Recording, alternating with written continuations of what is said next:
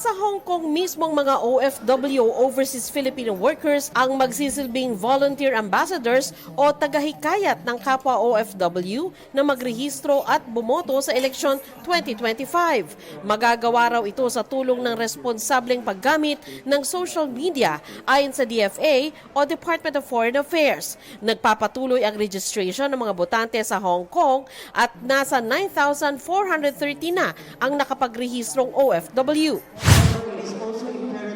Sa Malay-Balay, Bukidnon, daan-daang estudyante ang dumalo sa Voters Education and Registration Program ng COMELEC.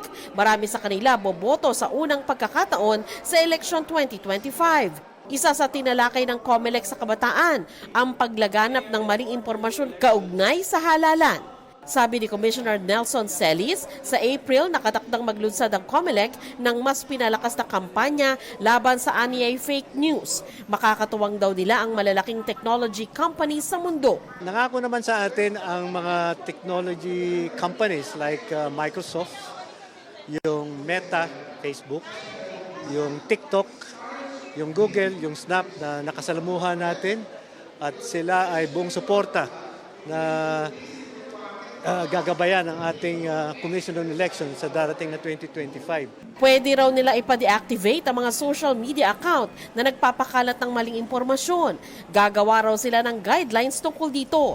Makikipag-partner din daw sila sa mga alagad ng batas para matunton ang mga nagpapakalat ng fake news. Pati ho yung NBI, kasama rin ho natin ang PNP.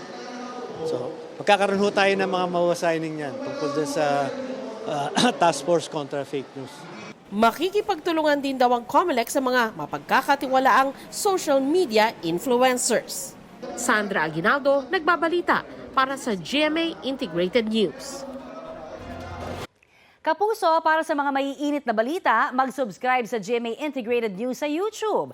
Sa mga kapuso naman abroad, subaybayan nyo kami sa GMA Pinoy TV at sa www.gmanews.tv.